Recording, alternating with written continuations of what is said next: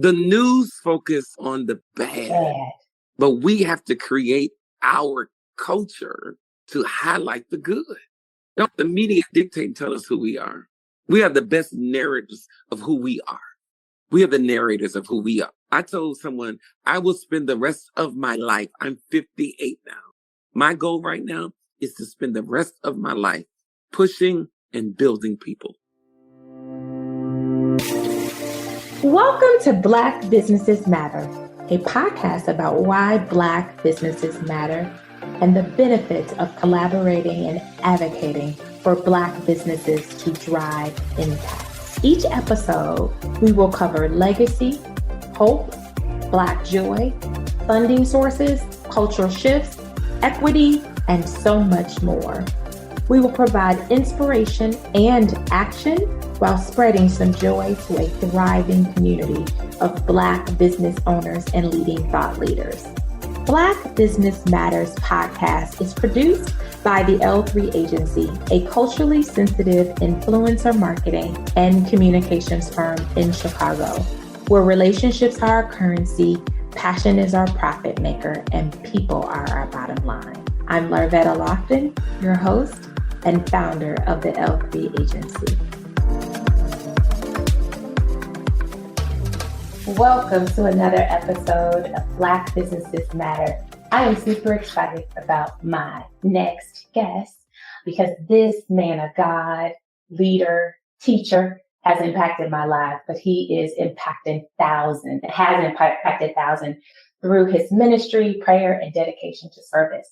He is the executive pastor of New Life in Chicago, New Life Covenant Church Southeast, which is a non-denominational church. He is also my pastor. So I'm excited to sit with him and to really talk about culture and faith and how that plays a role in excellence as business leaders. And so, but I also, before we get into all of that jazz, I really want to just understand John before we get to Pastor Hannah and this vision that he has with this new amazing church building that really, when you walk in, you are inspired because you really do see yourself in it because it is a state-of-the-art building and it is absolutely magnificent. So if you are in Chicago, you definitely want to visit New Life and check out this amazing building because Pastor has really labored to be able to see this come to fruition in a marginalized community. So Pastor, let's get right to it. So welcome. I'm super excited. So I want to talk. Did you see this for yourself, Pastor Hannah? I think God only shows us glimpses because if he showed us the full picture, I think we would mess it up by not believing that it could happen. And knowing that you started off as a juvenile probation officer in Cook County, and now you are leading one of the fastest growing churches, like how does a juvenile probation officer get to be here who is also an entrepreneur and influential leader, not only in Chicago, but international? Right. I think it comes with passion. So I'm born and raised in Chicago. And so I love my city. And at one point in my life, I knew that I was called to reach back and to grab the younger generation. So with that being said, I majored in criminal justice, specializing in juvenile justice. So when I got out of college, I literally got a job as a juvenile probation officer. I was also a youth leader at a church. And then I was holding massive youth conferences called International City Youth Spring Break Conference during the time that the Chicago public school system would go on spring break. When I was doing that, I had like 10 to 15,000 teenagers that I would have this conference for in the city of Chicago. We did it downtown at Navy Pier one year, brought in Kirk Franklin, Mary. I was just key and it was free. So that was my passion to impact my city. So then when I got called to be a senior pastor, it's almost like your responsibility comes more than just kids or teenagers. Now let's just do our best to impact everyone's life in the urban community. And so, Pastor, when we talk about culture for the past couple of episodes and really and how culture has impacted us now. But before we get there, I want to really dive into this vision for Black wealth and Black excellence beyond COVID, right? Mm-hmm. You were leading a church, you opened I mean, literally in the midst of COVID.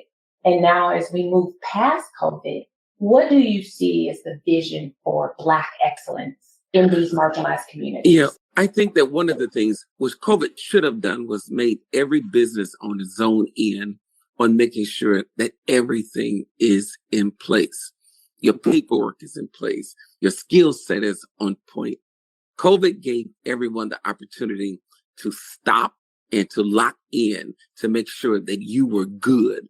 And those that were good, COVID didn't stop us. I have this thing that's saying when you can't do what you normally can do, then the question is, then what do I do next? Because doing nothing is not an option. What I began to see was COVID gave everyone an opportunity to sharpen their skill set or to enlarge their vision.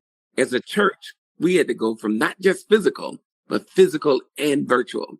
But I locked into that virtual like a pit bull and decided I can't let people not being in the building stop me. Because then I realized the people that were listening to me, the numbers of people could never fit into the building that I built. Do you think that there was a level of pivot and shift that needed to happen for many of us to be able to thrive? It had to happen. Yeah. There's a scripture that says something like that. All things work together for the good.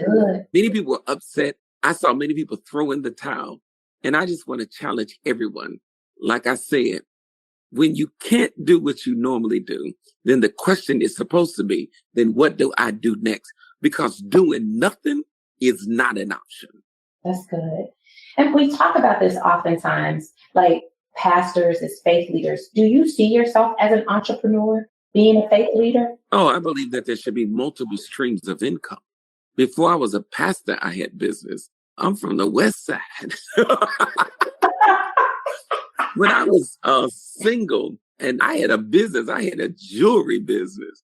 I found out that women spend money. So I had a jewelry business. I would go to the merchandise mart and buy their samples. I would go to people's houses and host jewelry parties and package it, wrap it, presentation.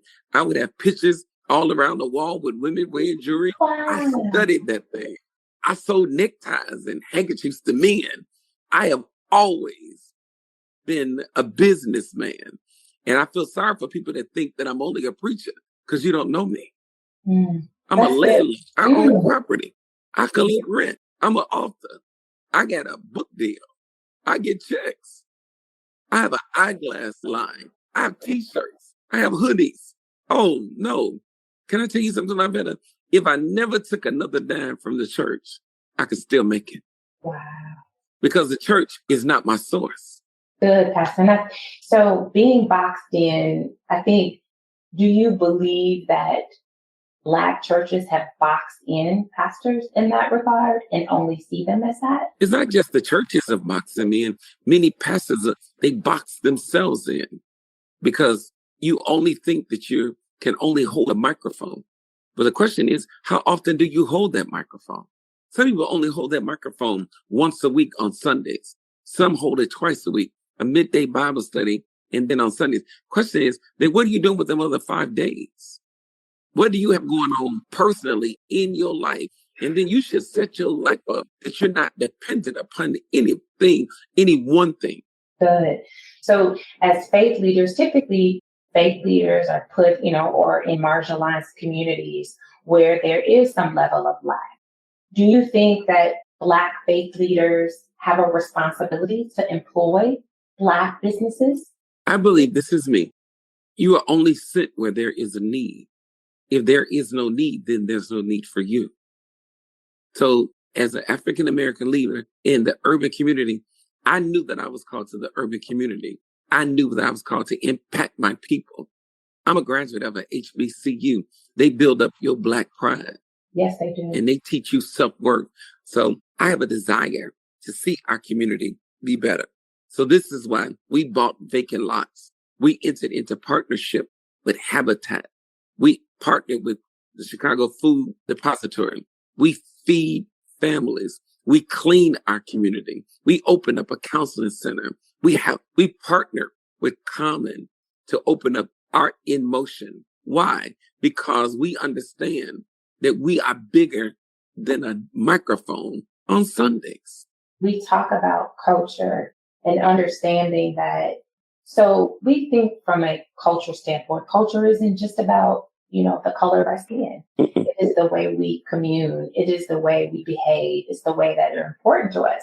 So holding that, should other Black business hold the culture of faith when they're companies? So for example, should companies be called a faith-based? Yeah, I serve the Lord and I understand that we are serving every day as a service-based business, but we don't have to name ourselves as faith-based. Do you think that it is necessary to name it as faith-based? Absolutely not. The Bible says, let your light so shine before men. You don't have to put anything in print, but when you walk in the room, we change atmospheres. We bring answers. We bring results. We bring light to dark situations. When we first moved into our community, the community rose up against me because there was so many people. And the alderman called a meeting and she says, I'm confused. You guys are fighting this church who only come to help us. Our community is known as a dead zone. Nobody's fighting to get over here. Nobody's trying to open businesses, but this man is trying to bring jobs and help to our community. You are only sent where there's a need. You're the answer to somebody's question.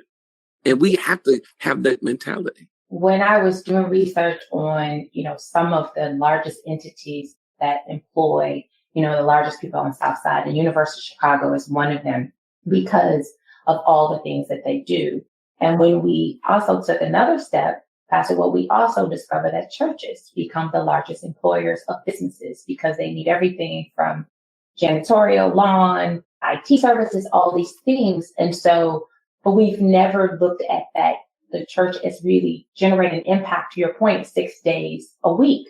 We've seen it just on that Sunday. And so I know that this has been a mission. Has it something that you've been training other faith leaders to really shift the mindset of how you look at the building, serving on Sunday? Exactly, because it's so many churches in the African American community. So I know that you had a gentleman on here, Charles Johnson, who was our former COO. When we came together, we decided we don't need another church, because if you build something in the size that we built, but you're going to be in there on Sundays and do what with it? So we built something called a church. It's a theater and a church. But that being said, we opened it up as a venue for people to do plays and concerts. With that being said, how many ushers do you need? How many ticket people do you need? How many sound people do you need? How many lights people do you need?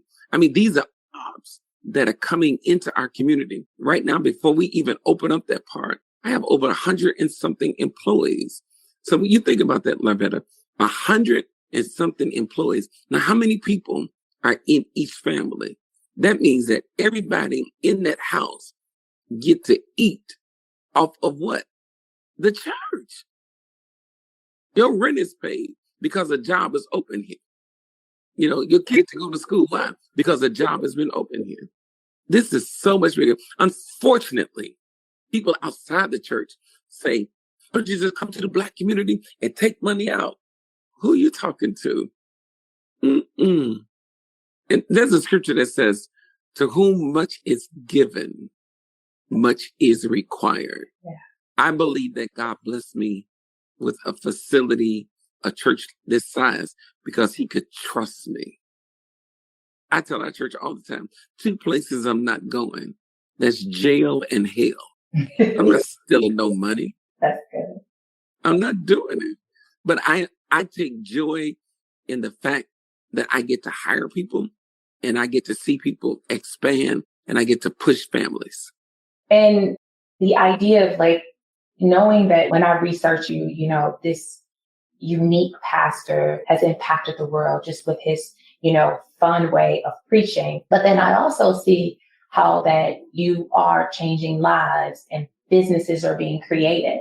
Visions are being exposed. And so when you think of that, Pastor, and you see that, when you look at your membership of over 20,000, right? You look at that. When you look at church, you're typically looking at the 4 walls and the people, but you have members that are virtually, you have members that come into the building. And There are members that are literally heard a word from you. I've heard somebody and literally went and built a business. So understanding that the impact of the word is one, but the impact that you're creating is action.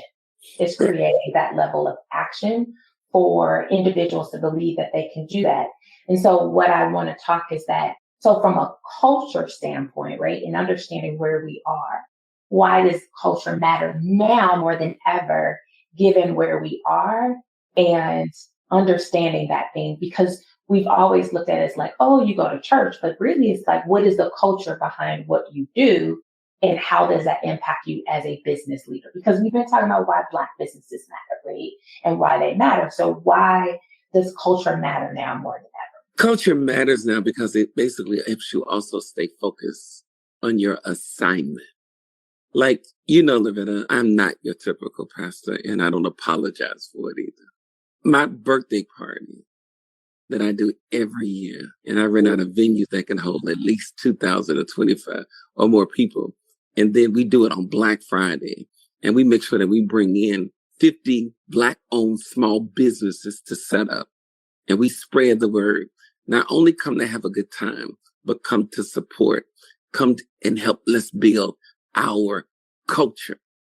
And that to me is so powerful because it goes beyond the pulpit. You build the church and you set it up as a theater. Why? Because I want to bring the arts back to the community. I want to bring the arts. I want to expose our kids to professional musicians. I want to expose our kids to professional dancers. I want to expose our kids to things. If anything, I learned like that when I was a probation officer. Some of these kids never venture outside their community. Mm-hmm. So let me bring it to your community. True. And then if I can use that to open your eyes, then you can go further than you can ever imagine. I think about that, Pat. I even have conversations like when I share what you do for your birthday and bring Black businesses. And they say, well, how much is it? And I'm like, to be a vendor, it costs whatever it is. I don't know the cost. But anyway, there's a cost associated. Well, why would a pastor, has a church, have to charge? And I say to myself, why does he have to just be a pastor, right? Why isn't it is doing it for his birthday and building an opportunity for people to tap into his tribe and people and be influential? Does that ever affect you though? Okay. It used to, because when I look at, I'm going to say something really strong. Most of the times, the people that are doing nothing try to tell the people that are doing something how to do what they should be doing. So I had to learn, never let someone who's doing nothing tell you how to do something. We would try to hold my hand to the fire. What you doing in the community? No, what are you doing in the community? Because I could pull my records, but if I pull mine, then what are you going to show me? Who are you impacting? No, who are you impacting? So I've gotten to the point that what I've learned a little bit with some people, regardless of what you do, it would never be enough. So do what you think you should be doing. That's good, because I think, and then we also have to come out the box, right? I love that you said most people who are talking are the same people that probably won't purchase from a Black business. I mean, let's just be real, because you're really talking from a place. And I do think that fear plays a role. People have this fear, and it's like, oh, if somebody's doing it, right, that you're just operating from a place of fear. And we also know that we have to operate from a place of love, because that is what the word speaks on. So one of the questions I do want to ask, as you, and I said it earlier, but I want to, as people listen and you're listening, we are here with Pastor John and Hannah of New Life Covenant Church in Chicago. And we're talking about culture and faith and the intersection of that. And I want to go back to this question because I want to make sure that people understand this thing. Like, what do you see the vision beyond COVID for Black excellence, especially within the faith realm? Only the strong survive. If you wait on the world to go back to normal, you're going to miss it. If anything I've learned is that I have to multitask. I have to be physical and virtual. Does that take you out of your uncomfortable zone? I've been uncomfortable. COVID made everyone uncomfortable. And it was for a reason. Because maybe you got too comfortable. And when you become too comfortable, then you stop yourself from growing. You stop yourself from expanding. This thing did not come to stop us, but it came to make us better. Yeah. And so what's next for John Hannah? I got a lot going on and I so love it. I've been to Africa 3 times in 3 months. Internationally, I see God enlarging my territory. I do my own podcast. Those that know me, I used to do a radio show. I'm trying to figure out how I'm going to get back on radio. Not that I'm going inside of a studio, but I'm recording it and then sending it out and then letting different states pick it up. Another book is coming out last year, and I'm grateful for this. To God be the glory. I received over 150 invites to come and speak. I can no way make all of those invites. So I'm going to make sure that I make the best out of whatever I get. That's awesome. And you notice, Pastor, I said John at Hannah. Right. You know, I didn't say Pastor. Okay. Right. Because we've got to realize that there's so much more to you as John. Right. I'm selling the condos that I own. I might be buying me a 6-unit because I don't want to deal with condo associations. I mean, I'm looking at ways to expand my wealth because I don't plan on dying in a pulpit. So I'm making sure that me and my wife and Hannah are financially set that our ladder can be greater. And as you build on this, you know, it's crazy because when you are a Black leader, you know, you teach, I mean, you preach until you, 80, until you're in your last days. And you literally brought in another pastor to be able to carry and to be in partnership and in collaboration with you. And I'm sharing that because I also want to add that the importance of businesses to understand who is going to help co-lead with you, who's going to help co-create and co-collaborate. Do you find that to be very important as you scale businesses and scale, in this business? Do you find that to be an important component to building wealth? If anything I've learned is that when you first start building, you have to work the field of it. As it grows, you have to find helpers to work the field for you.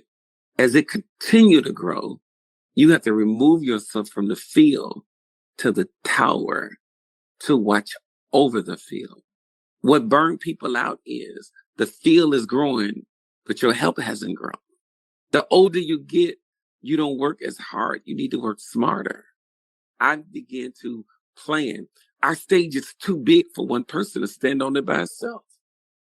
It's too big.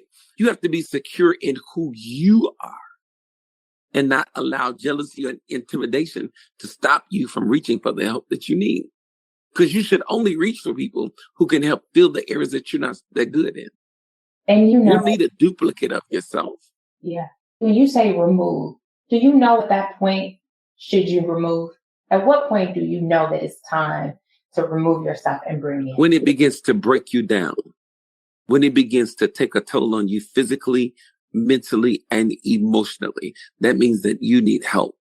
Bishop Jake said something one time at one of our leaders' conference. He said, wherever there's stress, there's a need for structure. So when I begin to when this thing began to take a toll on me, that is when I began to back up and then reach for the help that I needed. Pastor, you said something, you brought up and he said that at the one conference. So I'm just going to throw it out because I need for people to understand that this conference that is for business leaders and entrepreneurs, you need to be on the lookout for it because it will help to transform. And I was blessed to be able to participate in it. So I remember him saying that during that one conference, Pastor, I think it's in August, right? It's in August. Yeah, in August. Mm-hmm. It's in August. Are you planning to do it this year? Oh, most definitely. Oh, awesome. So you guys heard it first that you need to be on the lookout for the one conference. I want to ask you this one question that we ask all of our guests because we believe that those stories that are not told is about Black joy. And I want to ask you, what brings you joy? What brings me joy is progress and growth. Whenever I see people evolve, I want you to hear my heart. I am not prejudiced, but I love Black people. What brings me joy is being among my people. I refuse to move to a suburb because I don't want to leave my people. I love that. I love it. I love being around us. And it feels good. And when you say us, it's us that are progressing and advancing and innovating. The news focus on the bad. But we have to create our culture to highlight the good. Don't the media dictate and tell us who we are. We are the best narrators of who we are. We are the narrators of who we are. I told someone I will spend the rest of my life. I'm 58 now. My goal right now is to spend the rest of my life pushing and building people. And I'll say this, as someone who has been there for 16 years, you've pushed me. And so I am a witness, right, of being a person that's a byproduct of it, and that you're able to shift those and be able to shift that narrative, and didn't know that this was the kind of, not necessarily church, but you needed to be in a room, I'm going to say room, that can push you. And I think we get caught in that space of church and not understanding. So Pastor, I want to say this thing. So obviously people can find you because there are people that don't know you, right? Mm-hmm. I know you. And so people can find you on Instagram at Pastor Hannah, Twitter. Where else are you at? I'm on Facebook, Pastor John F. Hannah. I'm on Instagram. I'm on Twitter. I'm on YouTube. I have a YouTube channel. Just remember my name, John F. Hannah, or you could put in Pastor John F. Hannah. But I'm all over the place. And I do that intentionally because, again, I want to push and I want to build. If there's any tips that you would give a business that is starting for the first time or looking to collaborate with someone else, is there any top 2 tips or 3 tips that you would offer? Focus is number one. Be intentional in what you're doing and who you're going after. When I say focus, don't look at anyone else. Don't try to be like anybody else. Be true to who you are, what you're doing, and who you are going after. If you're not focused, you'll be all over the place. And then once you focus, perfect it. Make sure that thing is tight. Make sure that all of your things are together. Your paperwork is together. Your insurance is together. Make sure you are on point when it comes to your business. One of the things that we had to do when we got the loan to build our church, we had some people, some construction guys. I need to get in on that. I was like, okay, I'm going to need you to turn in your paperwork and your insurance. There you go. I was like, what do you mean there I go? How come I just can't do it? Bro, you cannot sign up for a multi-million-dollar project and not have your stuff intact. So after you focus, make sure that all of your business is tight. And please, give us the best you have. Don't hand me a hamburger when I ask for a steak. Wow, Pastor.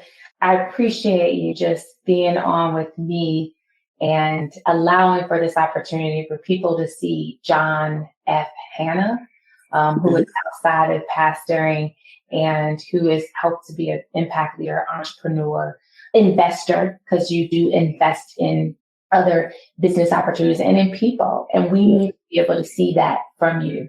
And so in understanding that Black businesses matter. So I just thank you for being a guest on Black Businesses Matter. I'm super excited that I got a chance to be able to interview you as John F. Hannah, who is my pastor, but the fact that I get to share with the world just the impact that you are doing in the various areas. So I'm super excited. So thank you, Pastor, for being a guest. I better keep doing what you're doing. I just keep seeing you go. The Bible said we go from glory to glory. I just keep watching you elevate. I keep watching you never settling, but still being true to what you're called to do. So keep doing it. Thank you, Pastor. I just want to say thank you all for listening to another episode of Black Businesses Matter. If you like this episode, please tell us. Leave us a comment, share. And I don't know if I told you, we have merchandise. So if you want to be able to support what we're doing, you can get merch that's on our platform, and you can follow us at the LB Agency and learn more about some of our merchandise. Again, thank you for listening to another episode of Black Businesses Matter. Thank you for joining us this week on Black Businesses Matter podcast. Make sure you subscribe to our podcast wherever you listen so you will never miss a show. You can also follow us on social media at the L3 Agency and at Larvetta Speaks. If you love the show, leave a rating so that we can continue to bring you impactful episodes. You can also take the pledge and order our merch at our website at thell3agency.com. THEL3agency.com. Thanks for listening and see you next week.